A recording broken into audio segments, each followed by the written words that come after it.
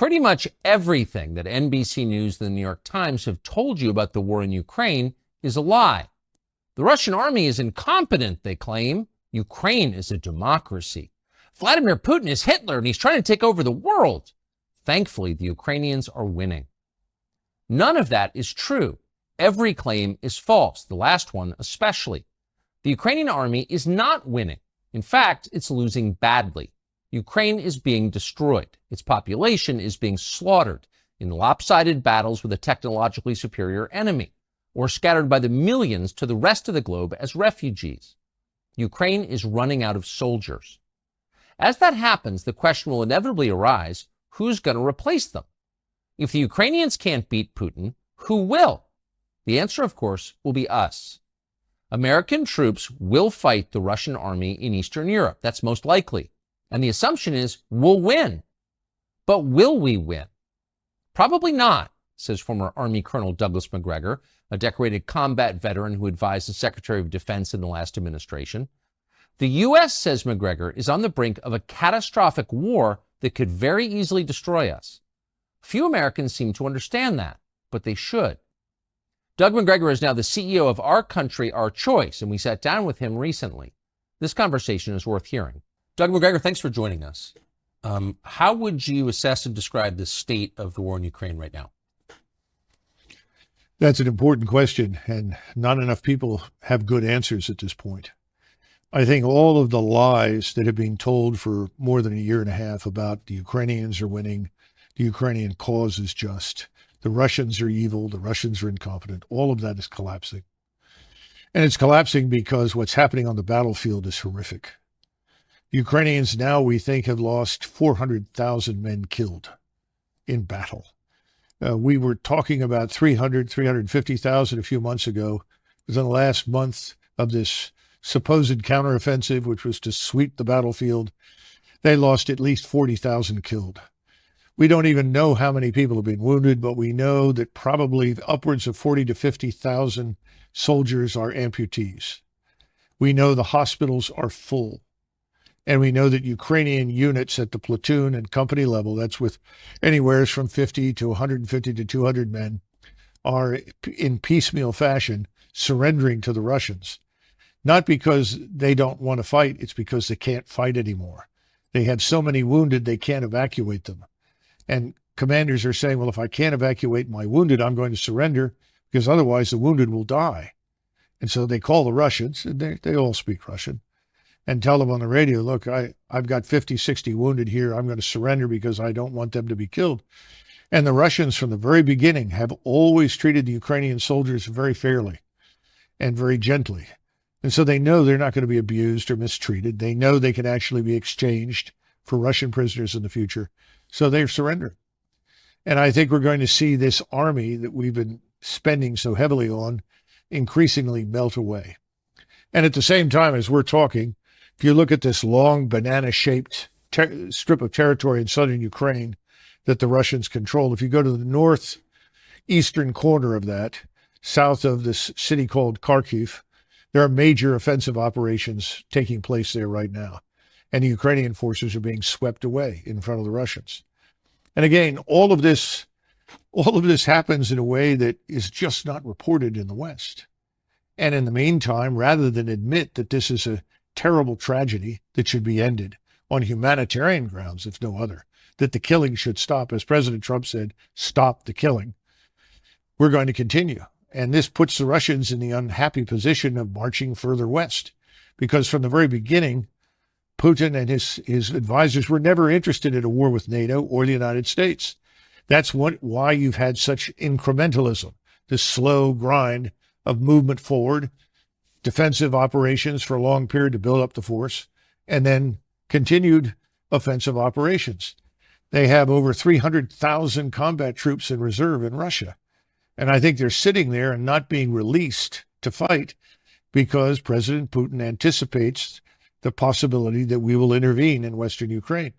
And if we intervene in Western Ukraine, the Russians will be ready for that. And the consequences for us and for NATO will be devastating because we are not ready to fight the Russians. Why? Oh, I think the readiness has been on the decline for a long time. You've had an almost steady, uninterrupted decline in the discipline that makes soldiers fight. Discipline is a tough thing. We don't always understand it. Discipline is really a form of habit, and you build those habits over time through repetition, but you also build it under stress, under pressure, so that it sinks in. And then you build cohesion within the framework of those units. You don't build cohesion when you're dividing the force on racial grounds, when you're pushing people who are clearly unqualified up the ranks to command, when you're rewarding people for anything other than demonstrated character, competence, and intelligence. All of those things are demoralizing, destructive to military establishments. The Army and the Marines are suffering with it. So is the Air Force and the Navy. And there's no easy fix. And these cracks that are just cracks at the moment will become giant fissures if you go to war. So you spent the bulk of your adult life as an Army officer, went to West Point, commanded troops in battle. You're a combat veteran, decorated. But you entered the Army right at the tail end of Vietnam. That's right. When it was famously at its nadir. Yes. How would you compare the readiness of the current U.S. Armed Forces to, say, 1975 at the end of Vietnam? I think that in terms of morale and discipline, we are close to where we were in the late 70s. We have a lot of people that are confused about what needs to be done. We've lost a sense of what's right. In other words, you don't have people that have served long enough in formations to know what right looks like, so that you can see a battle group, whether it's a battalion size or brigade or larger, and you know what makes things work. You know what it takes to fight in battle. We don't have very many people like that because since 2001, most of the fighting has been on a very small scale against a fleeting enemy. Running around in sandals with an AK-47, relying heavily on explosives, mines to kill and maim Americans. About 87% of our losses were really a result of explosives that came from mines. This is not an army that is accustomed to fighting anybody who can fight back. If I were going to compare it to an army, a better comparison would probably be the French army before the Franco-Prussian War, because the French had fought Mexican bandits, Mexican rebels. They'd fought Arab bandits, Arab insurgents. They'd had a little experience fighting disgruntled, demoralized European troops, Austrians in northern Italy, but they hadn't faced a truly modern enemy. But people were convinced that the French army was the greatest army in the world because they'd fought in North Africa, in Indochina, Mexico, all over the world.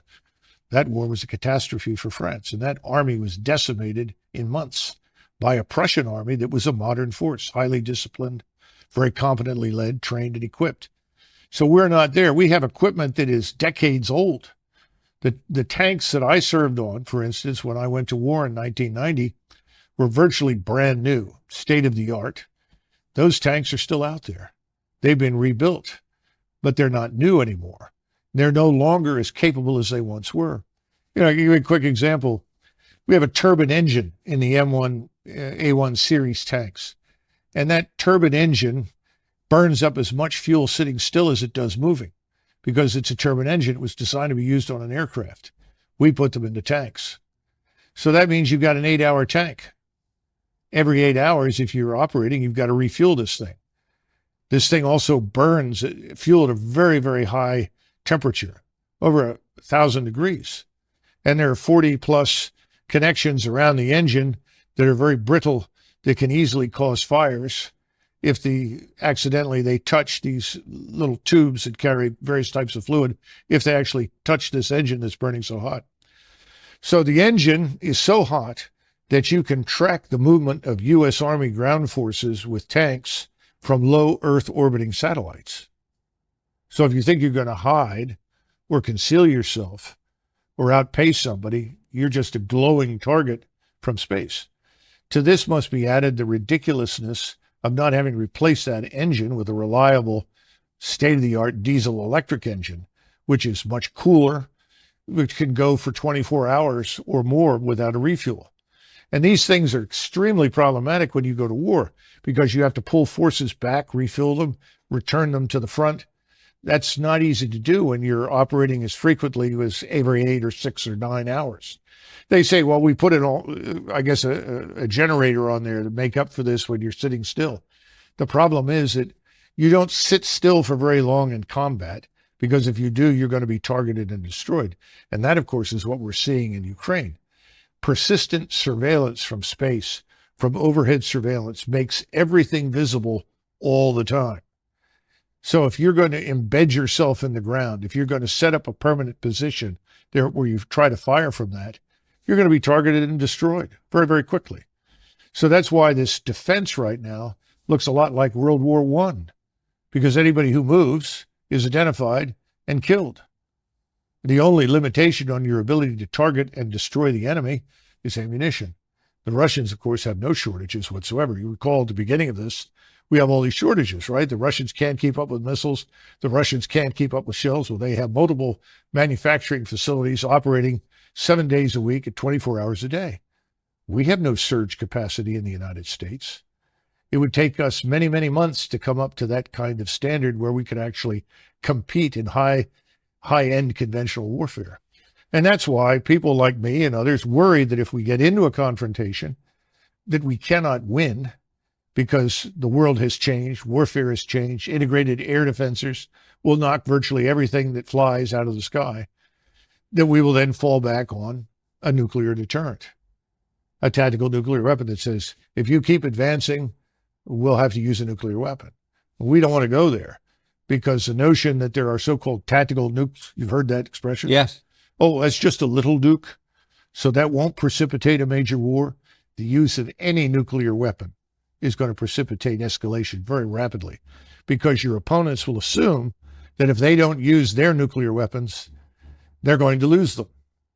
So we're living in a terrible dilemma right now. The smartest thing that we can do is end this war. What is Russia's objective, do you believe? Assuming the objectives change over the course of a war. Of course. Right? Well, the original objective, obviously, was very different. I mean, if they'd made peace with the Russians back in, let's say, March or April, I think the Russians would have retained very little territory, probably only Luhansk and Donetsk, the two so-called breakaway provinces. And I think there would have been guarantees of neutrality for Ukraine and guarantees of equal rights before the law for Russians. And that's what people don't understand. Most of this has to do with abuse meted out to Russians in Ukraine by the Ukrainian government. And this, of course, is this radical nationalist government that came to power in Kiev in 2014. And they almost immediately, as soon as that government came into power, they started launching a war against the so-called breakaway provinces. And Putin kept trying and trying and trying. The Minsk Accords were another good example, trying to get to a solution that would not involve confrontation. Now we know, of course, thanks to Angela Merkel, the German chancellor, that the Minsk Accords were just a ruse, a way to kill time and give the Ukrainians more time to build up their forces. To build up their forces for what? And it's pretty clear they were building up for an offensive against Russia. And of course, the next step was that we bring in our missiles and station them in eastern Ukraine, which puts them in a couple of minutes away from all of Russia's cities and all of Russia's nuclear deterrent. So this was unacceptable. So that original deal is gone now. And the question is, what will the Russians accept? Well, I think they're going to demand that whatever remains of Ukraine, rump Ukraine is what most people are calling it now, most of what's probably west of the Dnieper River, has to be neutral. It can't be part of NATO. The Russians will never tolerate NATO forces on Ukrainian soil, because we've demonstrated conclusively that we are fundamentally hostile to Russia. So that's the minimal requirement. How that's governed, that's another question. Who knows? I'm sure Moscow would want to have some say in that government, and who is there to ensure that behind the scenes they are not once again subjected to the treatment that we subjected to them to in the Minsk Accords. What is the Ukrainian objective? I think more and more Ukrainians just want to survive this, and that's becoming very hard. And Zelensky and the radicals around him are basically committed to fighting this war to the last Ukrainian. And of course, I'm sure that Mr. Zelensky and his friends are anxious at some point to retire to their estates in Florida or Venice or Cyprus to collect on the billions that they've managed to steal or siphon from all the aid that we've provided.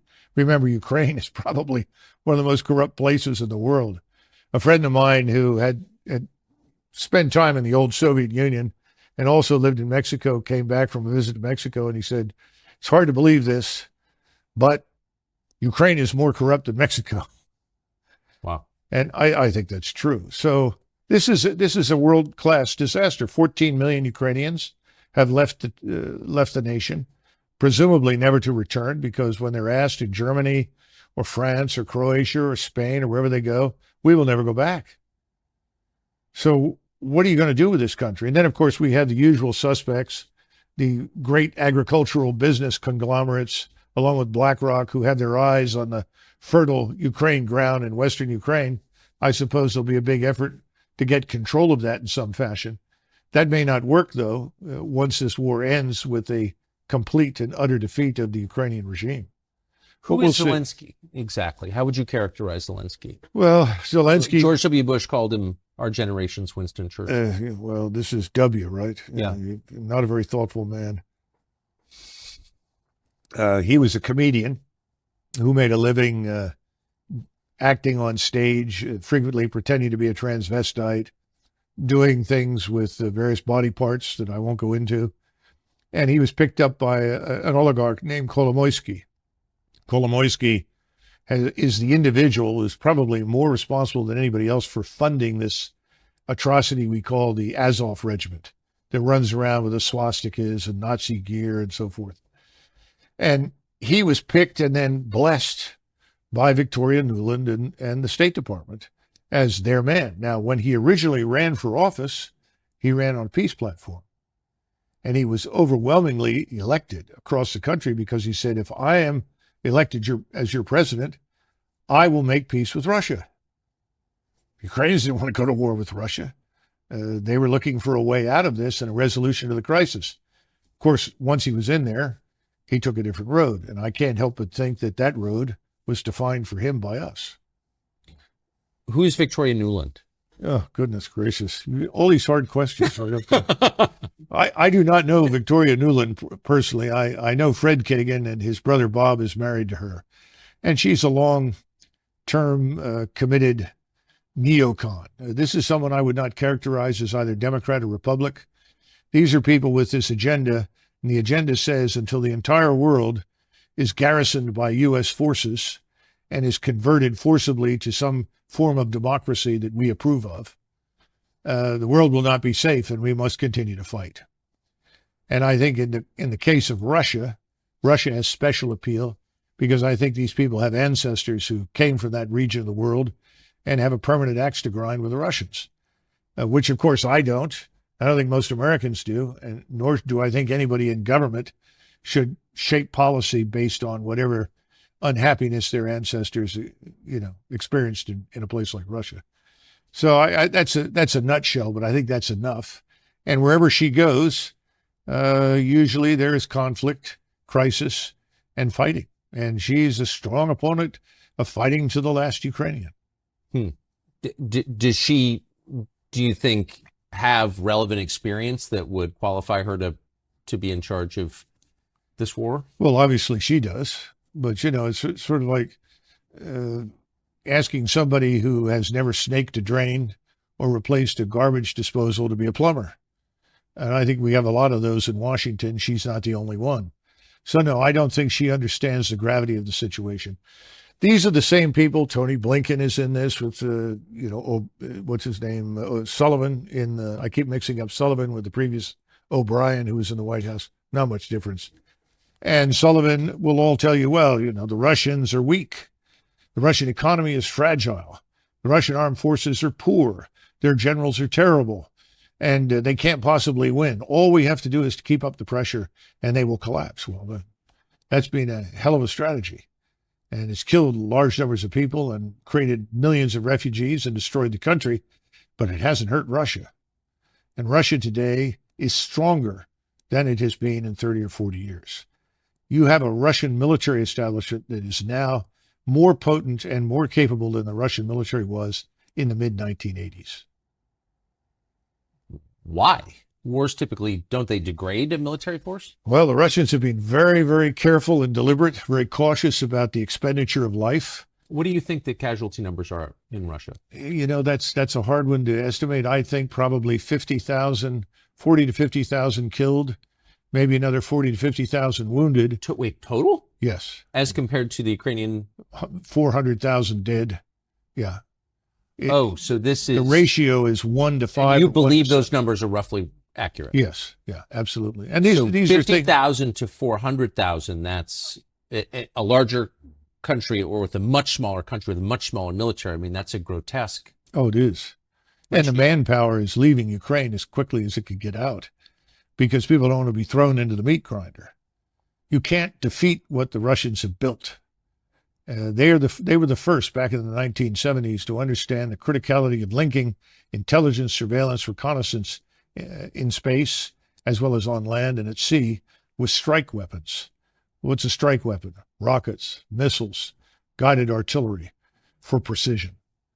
They've done that extremely well. So that's one of the reasons they have thousands of guns, hundreds of rocket launchers, hundreds of ballistic missile launchers, cruise missiles, and so forth. And these are then linked to that ISR. So the response time is almost instantaneous. A Ukrainian formation is located at this spot next to this building on the outskirts of, say, Kharkov. They can have missiles on the way to those targets, or rockets or drones, within the space of perhaps 5, 6, 7 minutes. So this is a very well structured, well organized machine. And the machine is grinding up everything in front of it. And it's not going to be defeated. What about the space age military technology that we've been sending to Ukraine? That hasn't brought parity? Well, first of all, a lot of the equipment we send over there is quite frankly obsolete. It's very old. It's not new. We've given them a few new items, but not much. And remember what I said about missiles. We sent them some Patriot missiles. And I think at this point in this newest round of money, what, 750 million, something like that, we're sending 33 missiles, Patriot missiles. These are missiles that are used to shoot down aircraft or cruise missiles, incoming opposing forces. Every time you're in air defense, people will tell you if there's a target out there, you shoot 2 missiles at it as a minimum to make sure you get the target. Well, you run out of our missiles in the space of a few days. 33 missiles will be gone in 2 or 3 days. You can't possibly defeat the thousands of projectiles that are being hurled in your direction. And the radars, of course, emit, and so your radars light up and become targets. This is a no-win situation because the Russians, though they were not prepared in February 2022 for this kind of war, they are now. And they're continuing to prepare, which includes continuous mobilization. They're up to 750,000 troops in and around Ukraine. Most of them are on the outskirts, Belarus, Western Russia, down in southern Ukraine. That number is going to rise over the next year, I would expect, to 1.2 million. And people are reservists being called out of universities. People are being through the military now, working in universities to become engineers, architects, mathematicians, whatever. They're being pulled out, put in uniform, and readied. Because, again, our intransigence, our demonstrated hatred and hostility for Moscow and for Russia has convinced the Russian people, as well as the leadership in Moscow, that they are going to have to fight us and anyone who is allied with us. So they're preparing for that eventuality. That's why it's so important that we have to wake up, understand what we've done has backfired. Whatever we set out to achieve has failed. What we need to do now is stop this and come to a settlement that we may not like, but it needs to happen, and soon, before this thing is out of control. Eventually, you keep this up within the next 6, 8 months, you'll see hundreds of thousands of Russian troops on the Polish border. That is not what we set out to achieve. No, it's a terrifying disaster. At what cost do you think to the United States? The latest estimates since 2001 spending, including the spending in Ukraine, all the military spending designed to support these interventions, conflicts, wars, whatever you want to call them, about $14 trillion. Now, that 14 trillion is largely debt financed. So then you have to move from the 14 trillion to where we stand now in national sovereign debt, which of course I know the economic luminaries think is meaningless. But you have 130 million workers, and you look at those figures and suddenly you realize that every adult male or woman in the United States who works for a living has a debt hanging over them of roughly $240,000 in order to deal with what the 14 trillion have added to the national sovereign debt. And this is part of the issue that people are walking away from this war for good reasons. Look, the average American earns about $31,000 a year. That's it. The average American pays about $16,600 a year. Now, the people in Congress, this doesn't affect them or in the Hill or inside the Beltway. We're talking about the real Americans who live out there who are scratching out a living. Keep in mind that a person who works all his life and then tries to draw on Social Security can expect a monthly payment of probably $1,400 if they're lucky, $1,400. We hand every alleged asylum seeker, illegal migrant pouring in through the border in Texas or wherever else, we hand them when they get there $2,200. And we put them on that $2,200 diet from there on out per month. Yet somebody who works all his life, retires and draws Social Security gets $1,400.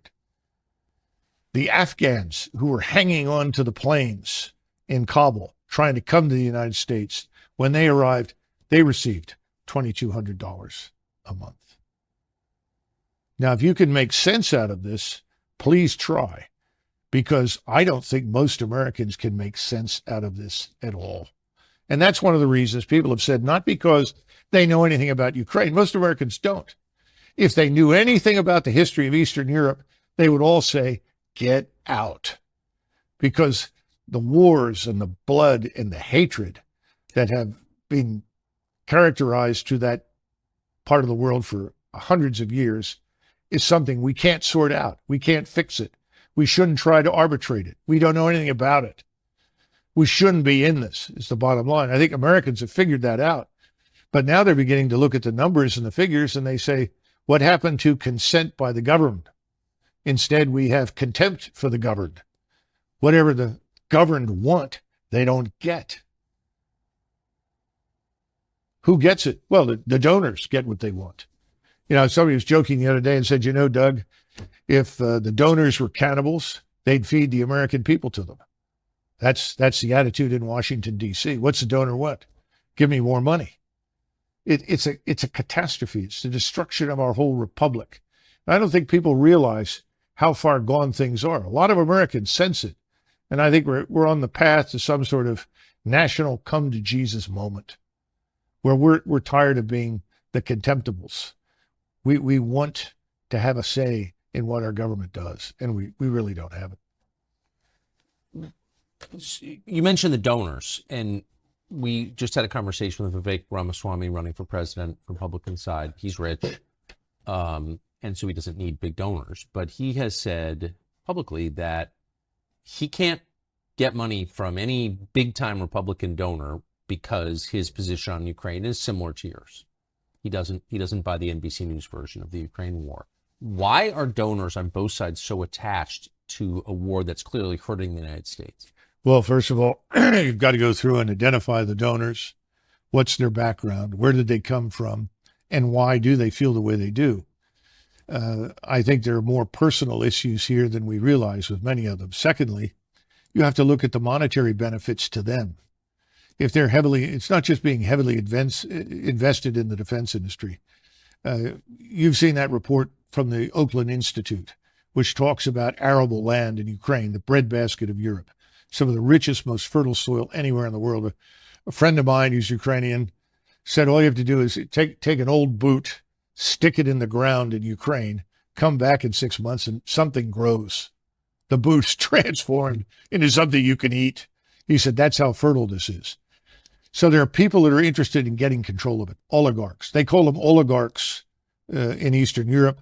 I'm starting to think that we should talk about oligarchs in the West. Well, of course. Because they're also invested in this. They have an interest in it. So that's part of it. Then, of course, you have the advantages of people on the Hill. You have somebody like McConnell who says, we're so fortunate that we're doing so much damage to the Russians. This will set them back for 10 years. They've lost all this equipment. The Ukrainians have done a great job. Well, of course, all that's a lie. That's a blatant falsehood. And then he follows up by saying, and we're offloading equipment so that we can replenish with newer equipment. Well, unfortunately, the new equipment we're going to buy looks an awful lot like the old equipment. So you're not necessarily getting new top-of-the-line material. You're just getting new versions of what you've already got, which, of course, is what Congress wants. Unfortunately, that doesn't prepare you for a future war because your probable opponents are investing in very different capabilities from the ones that you have. And remember, again, all the things that we once monopolized, all the precision, all of that's lost now. Everybody has it. There's nothing that we can do that they cannot also do in Moscow, in Beijing, and probably in many other countries that we don't even know about yet. But of course, it all means money. You know, where does the money go? Does it go into the Defense Department? Sure. But then it's transferred over into industry. And industry then contributes money to PACs. And the PAC money goes where? Back to the Hill. So it's a wonderful sort of recycling machine where the wash is washed again and again. Now, what happens in Ukraine? Well, the equipment shows up. Some of the equipment reaches the troops. A lot of it is sold off, ends up in arms bazaars like Kosovo, or we see it now being used by the drug cartels. We saw somebody working for one of the major cartels that is also involved in human trafficking walking around with a Javelin missile. The whole kit. Well, where did that come from? Well, it came from Europe. Probably may have gone from Europe to Afghanistan, Europe to North Africa, Europe to the Balkans, and then over into the United States, south of the border. You can't be the only person who spent your life as an Army officer who's reached these conclusions. Like, what are they thinking at the Pentagon? There have to be people who have come to the same positions. Tucker, we have right now, I think, 43, could be 44. It's usually 43 or 44, 4-star generals and admirals. You have to think about that. We have a force of 1.1. It seems like a lot. Well, let me explain just how much it is. We have 1.12 million people in the armed forces. In other words, you add up all the armed services, that 1.12 million. In World War II, at the height of the war, end of 42, beginning of 43, when we had 12.2 million men under arms, we had 7 4-stars. 7 4-stars. I can tell you who they were. You had George Marshall, Chief of Staff of the Army, Douglas MacArthur commanding in the Pacific, Eisenhower commanding in Great Britain and in the European theater, Hap Arnold for the Air Force. Unofficially, he was the vice chief, but he was effectively commanding the air forces. And then you had Leahy, who was in the White House. Admiral Leahy as the liaison officer. He was effectively the unofficial chairman of the Joint Chiefs for FDR. Then you had Nimitz and King. King was the CNO, and Nimitz commanded in the Pacific. Now, somehow or another, with only 7 4-stars, we managed to survive the greatest, most destructive war in history, and fortunately end up on the quote-unquote winning side. Now we are blessed with 43 to 44 4-stars organized into multiple commands designed to blanket the globe with American military power and interest. I think it borders on lunacy, especially since we don't live in the world of 1920, 1945. This is the 21st century. Today, if you have forces forward, they're easy to identify, easy to target, easy to destroy. So what's the point of having a lot of forces forward? Well, we can always reinforce them. No, you can't. How do you get across these vast oceans, the Atlantic and the Pacific, when your opponents have submarine fleets?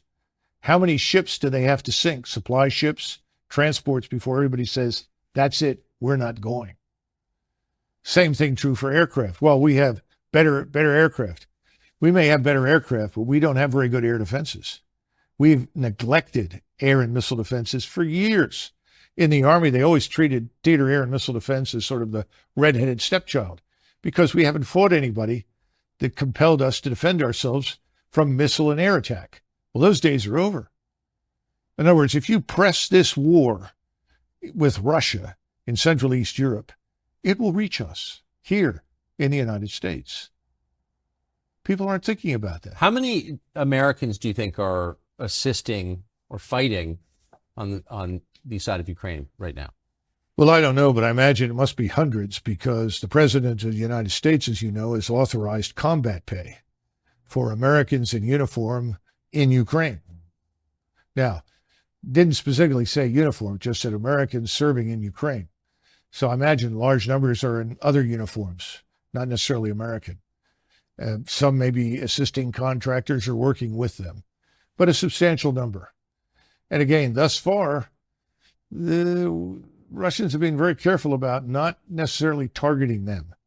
And it would be a mistake to assume that the Russians don't know where they are.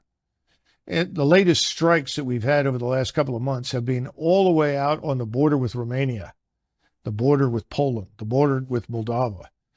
Precision strikes, Kinshal missiles carrying 1,000-pound warheads. Great accuracy, very destructive. Why? The Russians are sending a message. If you think you're going to hide from us if you come in here, you're not going to do that. If you cross these borders, we will annihilate you. You'll never get to the Dnieper River. We won't permit it. And we need to come to terms with these realities because we can't defeat it. And see, this is the sad part. Somebody will say to me, well, Doug, you don't sound very patriotic. I'm not patriotic. I put my life on the line for the country. I have no compunction about fighting or killing anybody if we need to do it. Don't get me wrong. We don't need to do this. That's the point. This is unnecessary. And if we do it, I think a lot of Americans suspect that maybe our military force is weaker than we think it is. You're saying it's much weaker than we think it is. Think of it like an engine. You have a 500 horsepower engine in 1991, and the 500 horsepower engine goes from 500 to 400 to 300 to 200 down to 100. Now, you don't notice very much because you don't put the pedal to the metal. It's good enough to get to the grocery store. It's good enough to drive on 95 for 50 miles. But if you put your foot down the pedal, you're going to discover that this is a very weak engine. It's not performing very well. It doesn't have what it once had. In other words, we've gone down in the horsepower arena militarily. This is the warning. This is what people need to understand. People say, well, what about all the money we spent? That's a damn good question. You spend all this money, what are you getting for it? Where did the money go? Who's making the decisions? And you have separate services. Each service lives in its own world, has its own doctrine, its own bureaucracy, its own way of war. All this jointness is just, fugazi nonsense. And you got lots of generals, and every general has a reason to exist. And every general has 1,000 men in his headquarters, every 4-star. And every 4-star needs money for his projects. And this becomes a giant trough feeding frenzy for people on the Hill. And nobody ever bothers to stand up and say, why? What are we doing this for? I mean, just look what's happening in Africa. Niger decided they'd had enough of their French overlords. The French retained ownership of virtually 50% of everything of value in their colonies in Afrique du Nord. Now, that's French business. Whatever the French want to do, it's fine with me. But my point is, we're involved there because we built an airstrip in Niger and we marched in there to defeat Islamists. The truth is, there weren't very many Islamists until we showed up. Now there are lots of Islamists. What's wrong with that picture? And now it turns out the whole population, in addition to hating the French, has decided they hate us. So we've had a coup in Niger. It's now being backed by the Algerians, as well as the neighbors. And people are saying, well, We trained them. We gave them assistance, and they're turning on us. Oh, it must be the Wagner mercenaries. There aren't any Wagner mercenaries in the place. In other words, that we may have gone in there and blown it on our own, made mistakes of our own, backed the wrong horse, whatever you want to call it, doesn't occur to anybody. Well, it must be those Russians, or maybe those pesky Chinese. We have this unfortunate habit of seeing ourselves as always wearing the white hat, always doing everything right, and we miss the truth. And the truth is, soldiers, sailors, airmen, and Marines do what they're told. They'll go wherever you ask them to go. They'll put their lives on the line. But it doesn't always make sense.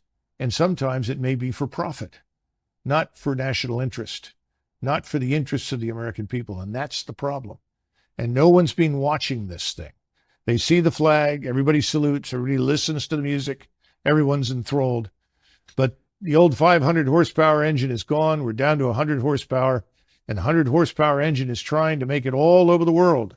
It's not going very well. And we haven't even talked about our economy, obviously. Given all of the, I mean, what you're saying is horrifying. And some of it, with respect, does seem kind of obvious. Almost nobody in the Congress is saying what you are saying. Chris Christie never served in the Congress, but he was a governor. He's been on the national stage for quite a long time. He's running for president now. He recently went to Ukraine to meet with the world's highest paid actor who runs it. I think we have a clip. I believe that the overwhelming majority of the American people understand that we need to be with Ukraine on this fight. Do you maintain the current commitment? Do you expand it, or do you contract it? I increase it. My position on Ukraine, which is that we haven't done enough.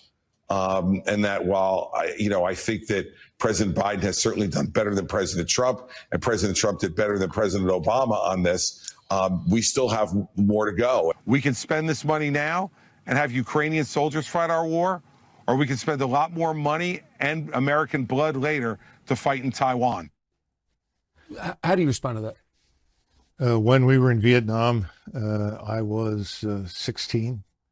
And I remember General Westmoreland telling everyone, if we don't fight these people in Vietnam and to fight them here, we'll be fighting them in Los Angeles and in all our major cities. So we have to stay here and win this, or that's what's going to happen. A lot of them did go to Los Angeles and build thriving businesses, actually, in the end. Well, my hat's off to them. That's fine. I have no problems with that. But I think it's a lot of nonsense, And it's the same thing with Ukraine. But Chris Christie's not stupid. He's very dishonest, obviously, but he's not stupid. Well, he has donors. That's what that is. Of course. Where's he going to get his money? Well, there, Governor Christie, we want this war in Ukraine. We want to see that man Putin removed. We got to get rid of him and his regime. Why? Well, it's not democratic. Most of the world is not democratic. There are a lot of people that don't think we're very democratic anymore. We're not. So who are we kidding? I think Americans are waking up.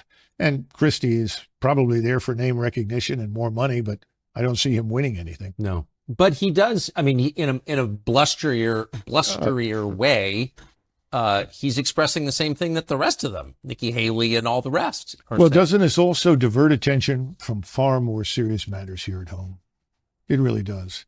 What does it cost Christie to say, we have to beat those Russians? Nothing. It doesn't cost him anything. It costs the country a great deal in terms of money, prestige.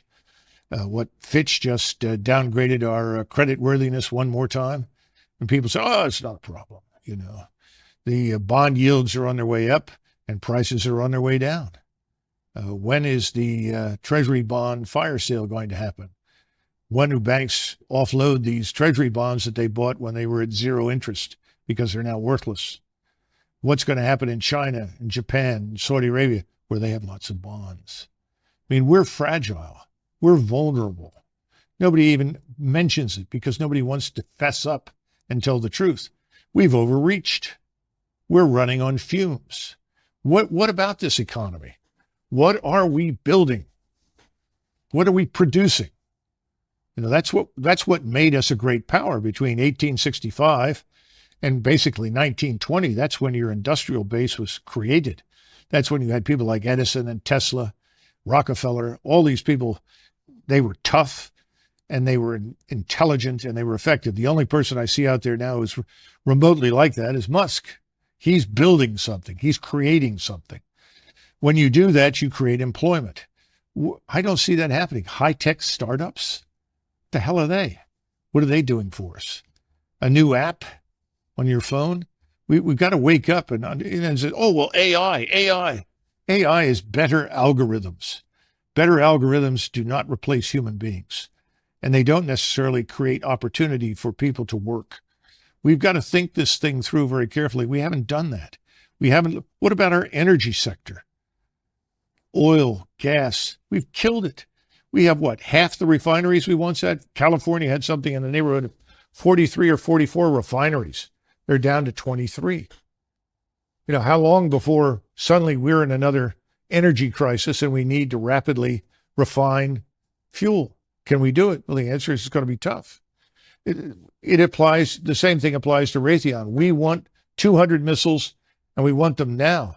Well, we have no surge capacity. There's no excess capacity built into anything. What are we going to do with this scientific industrial base? What about our agricultural sector?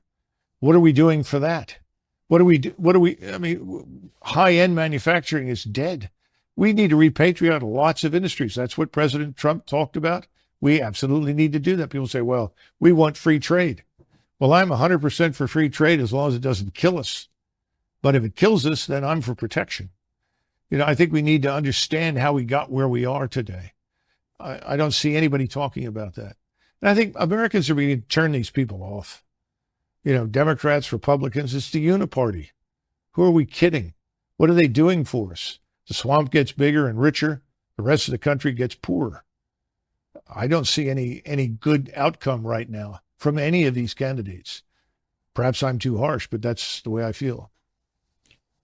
Last question, and it's more a piece of tape that I want to get you to respond to, but I think it's come to a lot of people's attention. This is just so perfect that one of the spokesmen for the Ukrainian military is an American guy, leftist, dressed up like a woman, who's now wearing a Ukrainian army uniform and talking about killing Putin. Watch this.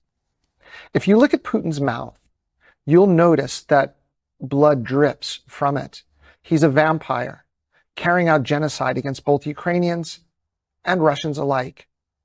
Vlad Putin bathes in the blood of innocent children and enjoys it. And this is why the dictator of the Russian Federation must be deposed, and why peace talks have to be focused on President Zelensky's 10-point peace formula and the full liberation of Ukraine.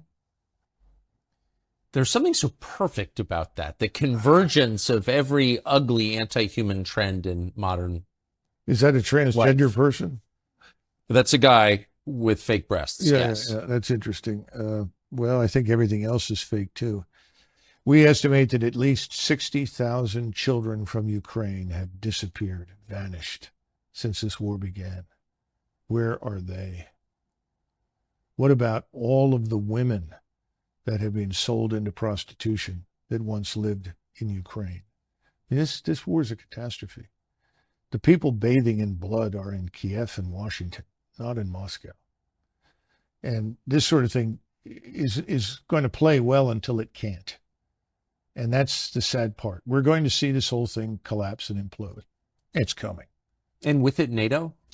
I would think so, because the Europeans right now, Germany is well into a recession. It has systematically deindustrialized itself by casting its lot with the anti-Russian crowd.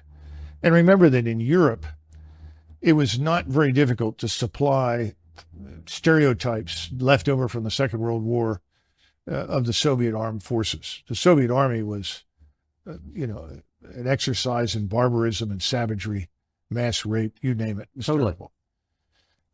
That's not Russia today. Russia today is a very different society, very different state. And that's been Putin's effort from day one. He's been interested in restoring Russia as an Orthodox Christian state with a true national identity and a strong national culture. That's probably another reason why so many people want to destroy Russia. because it's the last European state that has not been flooded with foreigners and turned into some sort of polyglot experiment, which is failing badly, by the way, because at some point, all of these unwanted people in Europe, and for that matter, here as well, I suspect, when things fall apart economically, it's going to get very hard on them. Because people are going to look around and they go through this, well, wait a minute, I'm an American. Who are you? What are you doing here? Why are you living that way? Why are you being subsidized? I'm a German.